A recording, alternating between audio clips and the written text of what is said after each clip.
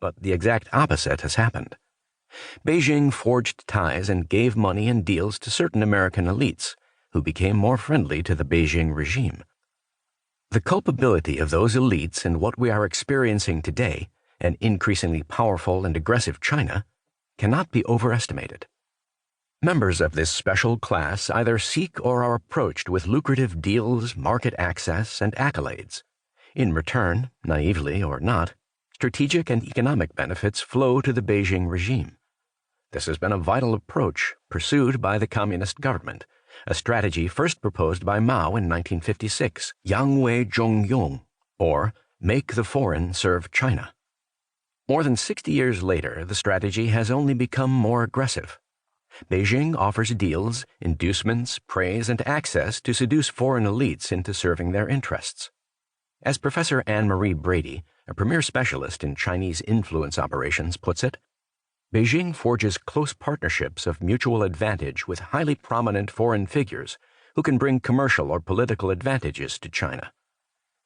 In the world of espionage, practitioners use the term elite capture to describe successful efforts to essentially buy off members of a country's leadership. Opportunities to get wealthy are a key motivator.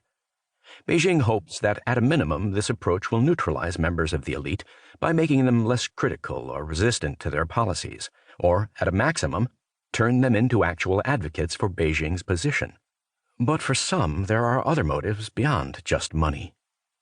As we will see, too many of America's political, tech, and finance elites share an infatuation with dictatorship. They seem quite content with, indeed even endorse, the notion that we should trust people to pick their breakfast cereal, but not their government leaders. They believe the Beijing dictatorship is more efficient, even a better system overall than representative democracy. Their endorsements are often quoted by Chinese government media. In short, American elites are granting legitimacy to the Chinese government and are rewarded with large financial deals. Some prominent figures will point to a negative statement they have made about the Beijing regime as evidence that they are tough on China. But this is largely a diversion. To be clear, Beijing does not require American collaborators to toe the party line. Beijing pragmatically accepts some level of public criticism from the elites with whom it is working. The idea is known as big help with a little badmouth.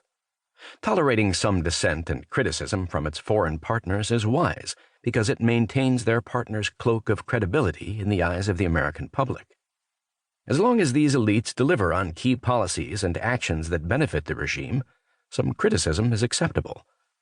So, who exactly are these American elites who, in deed if not in word, wittingly or unwittingly promote the dictatorial Beijing regime? Some of the most prominent names in big tech, Wall Street, and American politics figure into this story. This book will bring into focus what many of us have known, anecdotally, for decades. Leading Americans have collaborated extensively with a brutal regime for personal gain. We will continue to consider the case, with new evidence, of arguably the most powerful man in the world making excuses for Beijing while his family secured multiple deals with Beijing worth tens of millions of dollars. This through the courtesy of individuals with direct ties to Chinese intelligence. We will bring to light another presidential family that has benefited through 2 generations from deals with Beijing, a family whose members now appear on Chinese state television touting the regime's accomplishments. We will turn to Capitol Hill and draw the curtain back on the U.S. Speaker of the House, whose family has enjoyed profitable decades-long dealings with Beijing, allowing it to influence their positions on the most important issues of the day.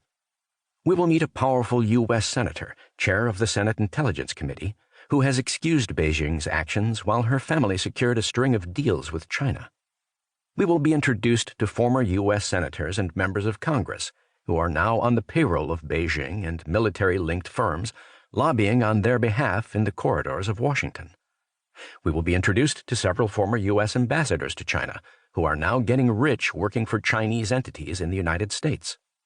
We will learn about a former U.S. Senator and U.S. Secretary of Defense now helping Chinese state-owned enterprises compete against U.S. companies.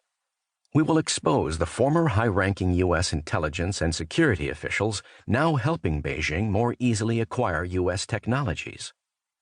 From Silicon Valley, we will meet some of the richest tech entrepreneurs in the world.